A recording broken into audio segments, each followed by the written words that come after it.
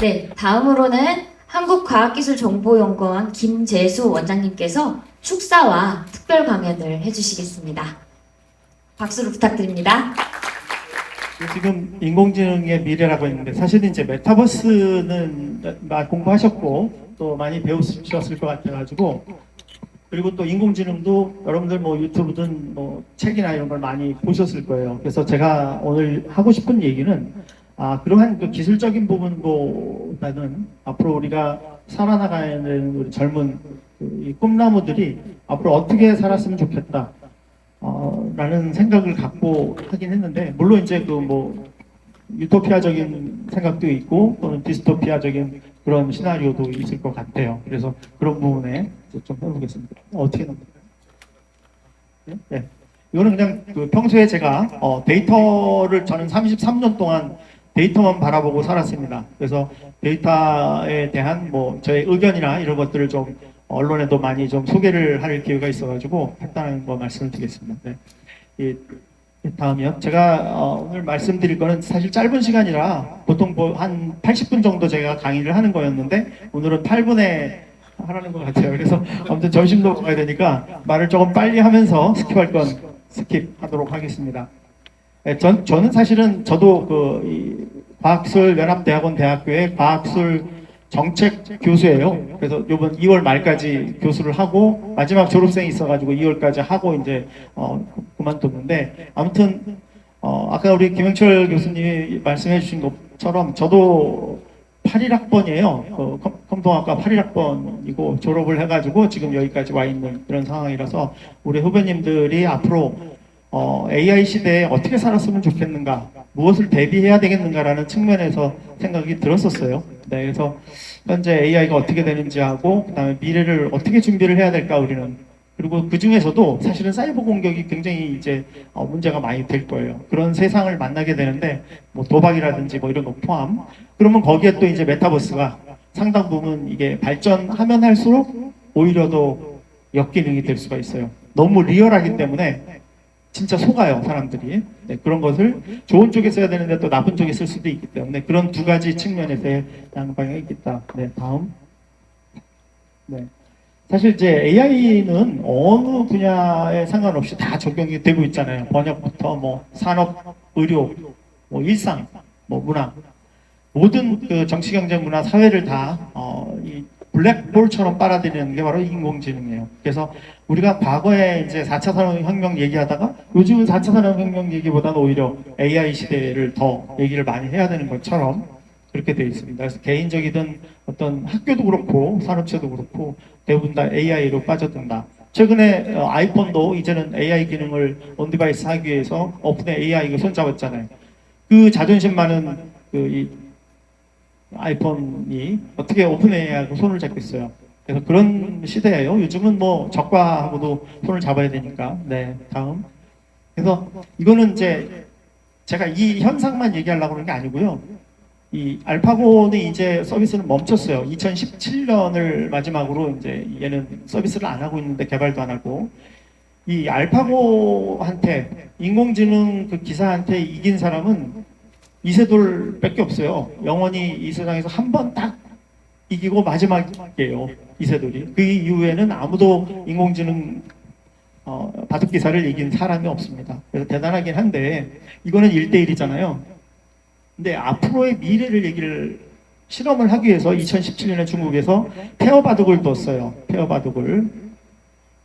그럼 그 인공지능 기사, 사람, 그리고 B팀은 또 인공지능 기사하고 사람 기사. 이 페어 바둑은 먼저 사람이 두거나 뭐 두면 그 다음에는 또 다른 사람이 둬야 돼요, 무조건. 그럼 서로 이제 대화가 안 되니까 왜 저런 수를 뒀을지 서로 생각을 해야 돼요. 자, 그러면 A팀이 이겼다 그랬을 때 왜 그러면 A팀이 이겼을까? 인공지능 기사가 잘해서?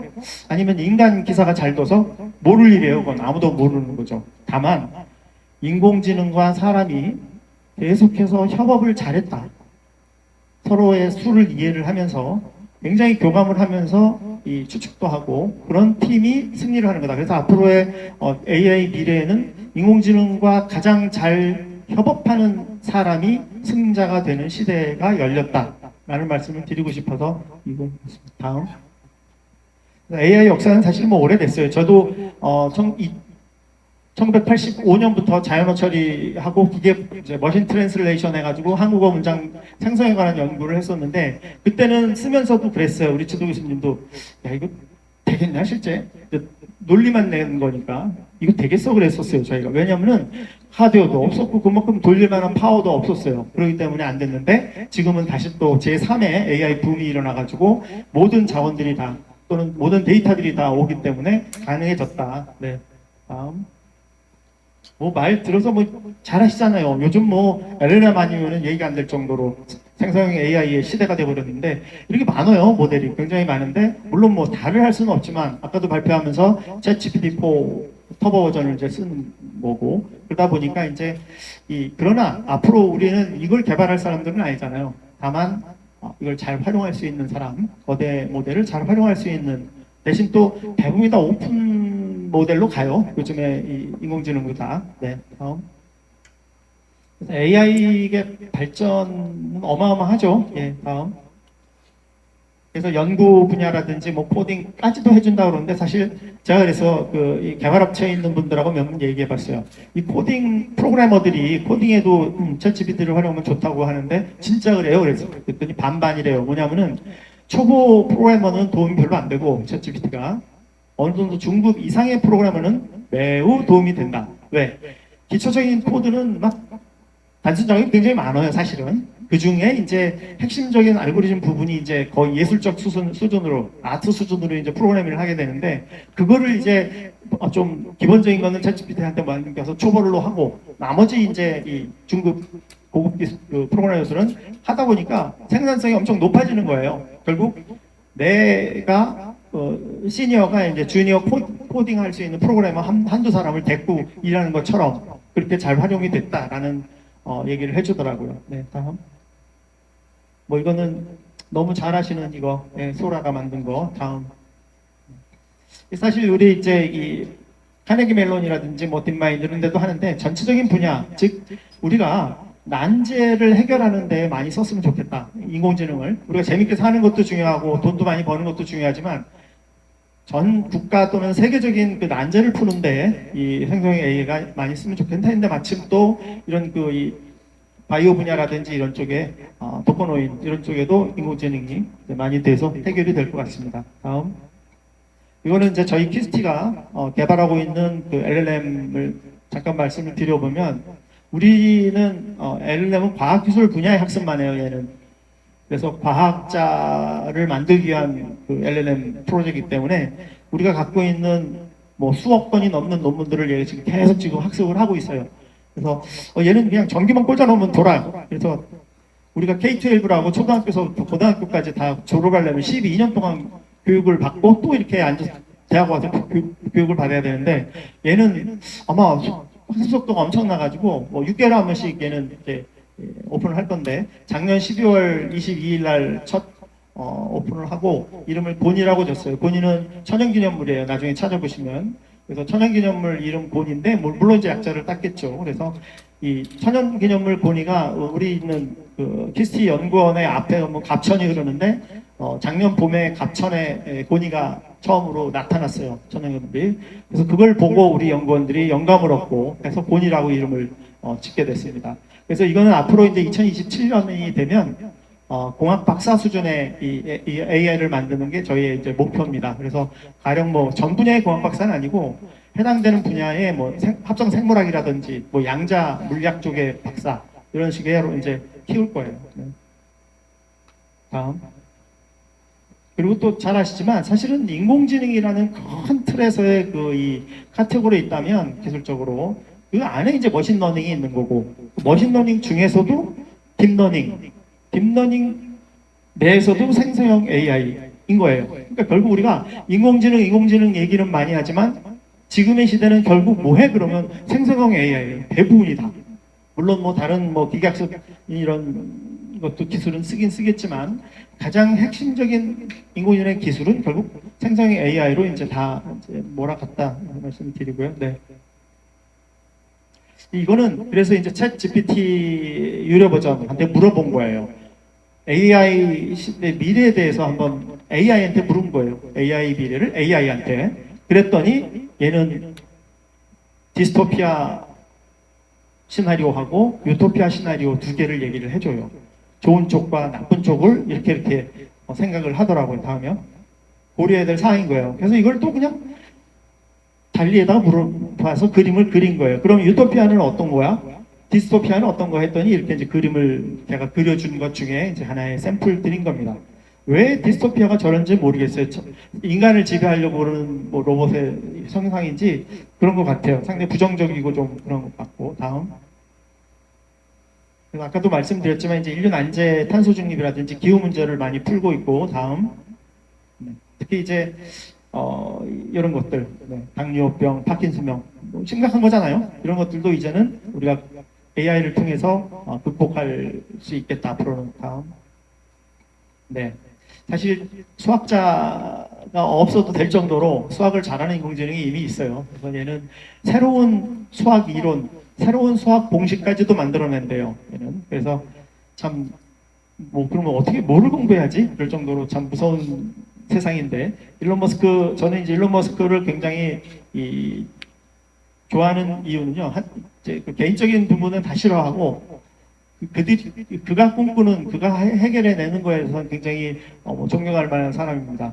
어제 성과급을 60조 결정이 됐더라고요. 그래서 성과급을 60조 받으시네요, 이분이. 그래서 참 만나보고 싶은데 언제 만나볼까.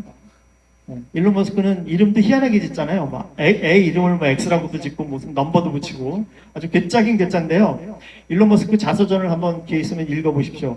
자서전 다른 사람이 대피를 쓰긴 했지만 앞부분에 보면 일론 머스크의 어머니가 일론이라는 이름을 지을 때, 머스크 집안이니까 일론이라는 이름을 지을 때 어머니가 읽어본 소설에 나오는 주인공 이름이 일론이에요. 그래서 일론을 짓는데 그 소설의 주인공 일론은 뭐냐면 화성의 지배자의 이름이에요. 그래서 일론이 지금도 계속 화성의 꿈을 꾸는 것이 처음에 어머니가 지어진 이름을 실현하는 걸로 저는 읽고 있고 아마 화성을 지배할 것 같아요. 일론이. 그래서 돈을 버는 거예요.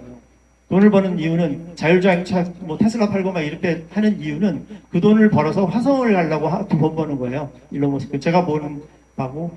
그래서 저는 일론에 대한 뉴스를 아침, 점심, 저녁 계속 봐요.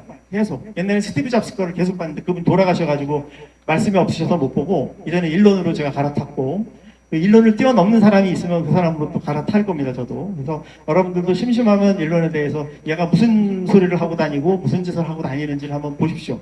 그러면 세계가 읽혀져요. 미래가. 네, 다음. 네, 삶의 질 향상에도 이렇게 또 보안관까지 다 하는 시대. 다음. 그리고 이제 일자리 같은 경우 사실 AI하고 이제 생기면 우리의 일자리를 뺏길 것이다라고 걱정을 많이 하는데요. 절대 걱정할 필요가 없습니다. 왜냐하면 앞으로 우리 인간은 5일 근무에서 4일 근무, 3일 근무, 1일 근무 일을 안 하고도 살 수 있는 시대가 열려요. 그러면 누가 돈 벌어서 누가 하느냐는 로봇이 다 버는 거예요. 그래서 로봇을 소유만 하면 되는 거예요. 우리는 로봇을 하나 소유를 하든지 아니면 국가적으로 로봇들이 일을 다 하고 사람은 창의적인 일, 그 다음에 노는 일에만 집중하시면 돼요. 그러면 로봇이 벌어오는 생산하는 돈은 간접세로 국가에 내게 되고 여러분들 이제 자판기 있잖아요. 자판기도 다 주인이 있어요. 그리고 그 주인이 거의 자판기를 통해서 돈을 벌으면 그 자판기를 대신해서 간접세를 내게 돼 있어요. 사람은 직접세를 내고 그런 이제 자판기나 이런 것들 로봇은 간접세를 내게 돼 있어요. 그러면 그 간접세를 받아서 우리 국민이 다 먹고 사는 거예요. 그래서 여러분들 걱정하지 마시고 대신 일할 생각하지 말고 노는 생각을 해야 돼요. 왜 그러냐면 앞으로는 호모 사피엔스가 아니라 호모 루덴스로 바뀌어요. 그래서 루덴스는 유희의 인간이거든요. 그래서 잘 놀 줄 아는 인간, 잘 놀지 못하면 왕따당하고 할 일 없어서 소외되는 그런 인간이 되는. 그래서 호모 루덴스의 시대를 열기 때문에 오늘 우리 메타버스 배우시는 분들도 이 노는 것도 잘 놀아야 돼요. 그래서 잘 노는 인간이 됐으면 좋겠다 그런 말씀을 드리고 직업에 대해서는 전혀 걱정하지 마요. 하고 싶은 거 다 하고 사세요. 자, 근데 이 디스토피아, 즉 여기서 가장 많이 나오는 무슨 할루시네이션 얘기를 많이 그것만 하는데 편견도 굉장히 중요한 거예요. 어떤 이제 편향성 같은 거 굉장히 중요한 거고 탈옥이라든지 아니면 저작권 그 중에서도 이제 개인정보가 이제 심하게 이제 훼손이 되기 시작하면 오늘 메타버스에서 봤더니 옛날에 그런 좀 장난감 정도 수준이 아니라 진짜 굉장히 리얼한 이런 것들이 많이 보이는 걸 보면 이걸 악용을 했을 때 더 심각한 문제가 생길 것 같아요. 제가 보기엔. 그래서 그런 부분에 이제 인간의 생존까지도 이제 할 수도 있겠다. 그것이 기술이 발전이 되니까 그래요. 예전에는 뭐 봐도 이거 뭐 조작된 화면이구나 하는 걸 쉽게 느끼지만 요즘은 그렇지 않잖아요. 그래서 굉장히 정교하기 때문에 그래서 또 위험하다. 다음. 네, 그래서 환경 문제, 편향된 어떤 결과물들, 이게 사실은 종교 문제라든지 뭐 이런 그 정치 편향성 이런 건 굉장히 힘든 거예요. 그럼 그런 사회적인 비용이 많이 들어갈 것 같은데, 네, 그런 것들. 이게 이제 아마 다크웹처럼 그 이 LLM 쪽 생성형 AI도 다크웹처럼 그런 그 좀 암묵적인 그런 AI들이 있대요. 개발이 된대요. 그래서 그 친구들은 계속 이상한 학습을 시키는 거예요. 바이어스에게 나쁜 짓 하도록 이제 훈련을 시키는 거죠. 다음. 테이라는 거는 예전에 했다가 이제 실패한 거고, 탈옥에 대한 문제는 많이 보셨을 거예요. 네, 다음. 또 개인정보하고 저작권 이슈가 굉장히 커요. 사실은 사회적으로도. 그래서 많은 부분 이제 이 법적으로도 이렇게 좀 제도적으로 하고 있고, 그래서 상식적으로 생각하면 미국의 이런 AI에 대한 윤리나 이런 정책은 미국은 사실 산업체 먼저 우선을 해요. 그 다음에 사고가 나면 그거에 이제 책임을 묻는 방식으로 가는데 유럽은 아예 그런 문제가 생길 것 같기 때문에 미리 막아요. 미리 막 제도 이렇게 막 강하게 막아놓고 통제를 많이 하는. 근데 우리나라는 아직은 통제로 가야 될지 산업진흥으로 가야 될지 아직은 정확하게 국가 아젠다가 나오진 않아요. 다만 윤리의 문제에 있고 개인정보 보호에 강하니까 그런 거는 기반으로 깔고 있다. 이렇게 좀 이해해 주시고 네, 다음. 자, 그래서 AI 창작물이나 여러분들 메타버스 창작물 만들 때에도 이 보이지 않는 그 이 저작권 때문에 워터마킹이라든지 핑거프린팅을 다 해놔야 돼요. 나중에는 그런 기술들이 심어지면 어디 가서 복제가 되더라도 자동으로 이제 추적되는 기술들이 있으니까 그런 쪽으로 해야만이 이제 저작권 침해도 안 받을 수도 있다. 이런 말씀을 드리는 거죠. 네, 다음. 이것도 딥페이크 중에 하나고요. 다음. 뭐 향후 AI로 대체될 가능성이 높은 직무 중에 많더라고 이게요. 웬만한 우리가 보는 그 직업들이 다 이 AI가 할 거라고 하긴 하는데 그렇더라도 연구개발 뭐 특수직 전문 이쪽으로는 좀 아직도 인간이 창의적으로 해야 되는 다음. 네. 그래서 AI로 인한 사이버 보안 위협들이 이제 많이 이제 일어나는데요. 다음에 사례를 보여줄게요. 다음. 예, 이건 이렇게 이제 유명한 분들이 그 걱정을 많이 해요. 이렇게 AI 기술, 뭐 메타버스 기술이 막 발전이 되면 될수록 더 걱정이 많다. 그래서 긍정적인 얘기를 하시는 분도 있고, 이 부정적으로 얘기하시는 스티븐 호킹 박사는 워낙 좀 걱정이 많으신 분이잖아요. 그래서 아무튼 걱정을 많이 하고 계세요. 네, 다음. 뭐 이분들도 다 지금 거의 원자력 수준의 파워가 있는 원자 폭탄 수준의 파워로 AI가 발전이 되고 있다. 그래서 이 참 샘 알트만도 여기 그러잖아요. 스스로 자기도 AI가 점점 무서워진다고 하잖아요. 진짜 똑똑한데도 무섭긴 해요. 그래서 규제를 많이 해야 된다는 얘기 분위기고. 네, 다음. 그렇다고 안 할 수는 없어요. 이거는 생략할게요. 그래서 우리나라 같은 경우는 사실은 여러 부분에 있어서 뭐 인간 중심 또는 책임을 져야 되는 AI, 보안, 안전 또 다양한 그 이 편견 없는 그런 AI를 만들기 위한 제도라든지 가이드 이런 것들을 많이 하고는 있어요. 네, 다음. 네, 생략하겠습니다. 이것도. 네, 네, 다음이요.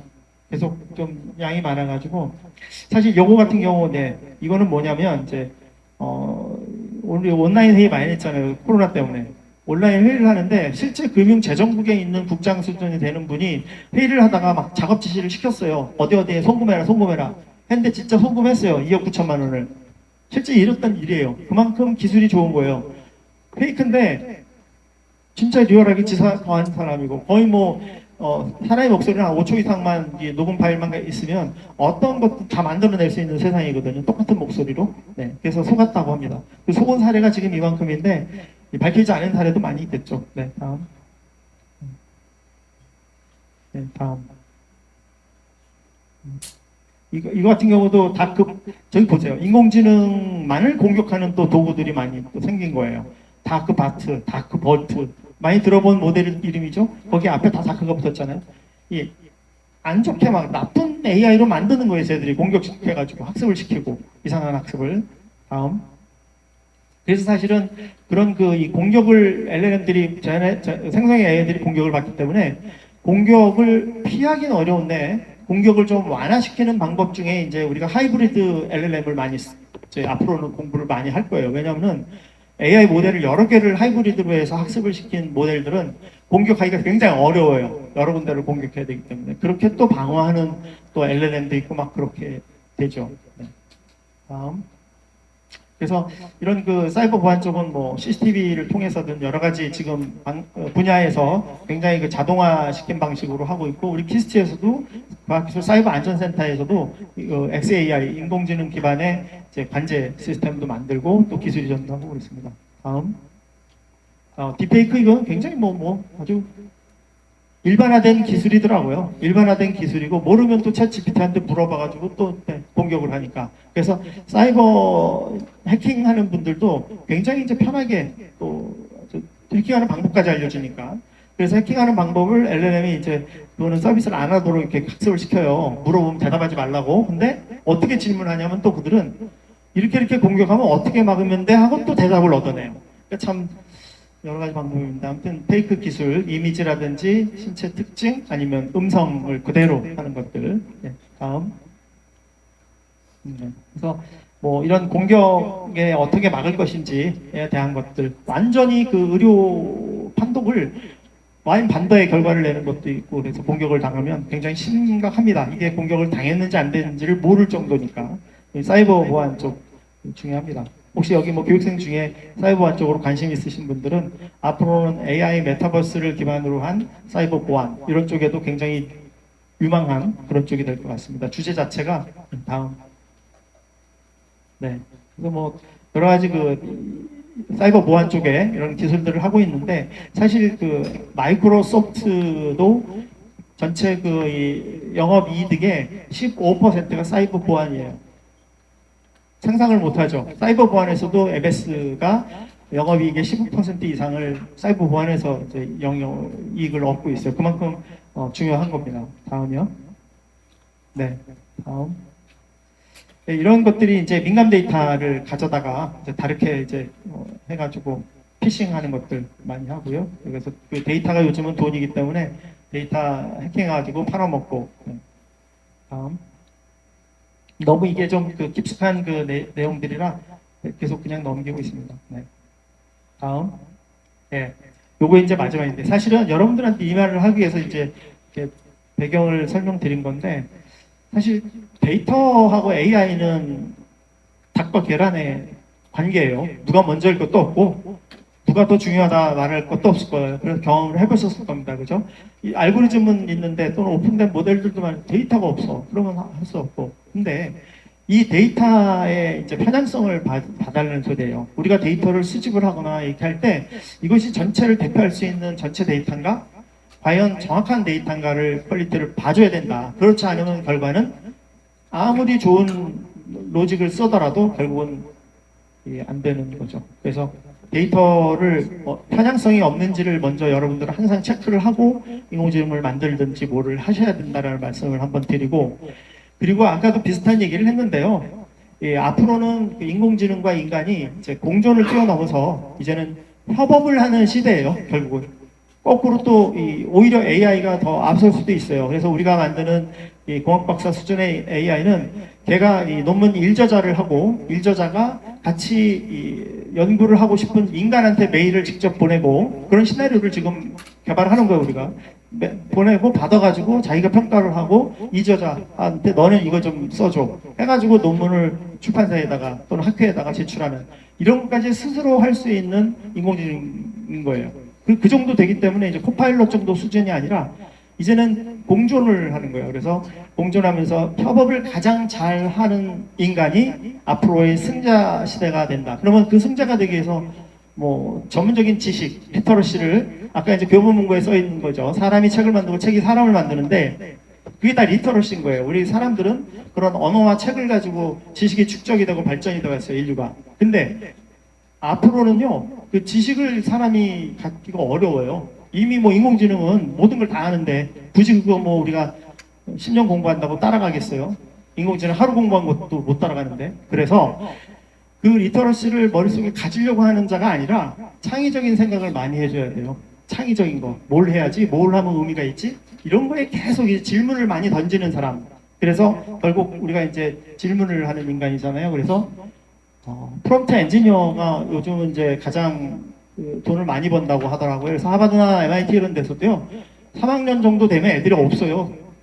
다 먼저 취업이 돼가지고 그게 이제 경쟁이 붙었잖아요. 그래서 그런 세상이 되는 거고요. 그래서 요즘 이제 그런다잖아요. 취업하려다 보면 부의 축적이 뭐냐면 요즘은 이제 엔비디아 H100 몇 대 갖고 있어. 그게 이제 부의 축적인 거예요. 너네 뭐 얼마 있어가 아니라 이제는. 그래서 이 좀 전문가, 좀 좋은 인력을 뽑으려고 그러면 H100 같은 거 엄청나게 많이 갖고 있어가지고 우리 H100 한 10,000개 있는데 올래? 그러면 온다는 거예요. 근데 아주 뭐 돈도 많고 막 이런데 H100이 없어. 그러면 안 가요. 전문가들이. 가서 일할 수가 없기 때문에 큰 프로젝트를 못 하잖아요. 그래서 결국 일론 머스크 형도 계속 그 H100을 올해 10만 대 사겠다. 아마 뭐 젠슨왕이랑 얘기는 했겠죠. 따로 밥 사면서 한 10만 대를 아무튼 했다고 그랬는데 돈 있다고 되진 않아요. 저희도 지금 슈퍼컴 6폭이 거의 뭐 3천억 이상 4천억 정도 되는 거를 발주를 해봤는데도 못 사요. 우리도 지금 그 H100을 그 정도로 지금 대기하고 있는 그 정도인데 앞으로의 시대는 그럴 정도로 규모가 있어야 돼요. 모든 세상의 게임의 이 가장 센 거는 규모입니다. 그래서 많은 거 큰 거를 갖고 있어야 돼요. 모든 우리나라도 그렇고 그게 대표적으로 GPU고 그 다음에가 두 번째가 이제 속도입니다.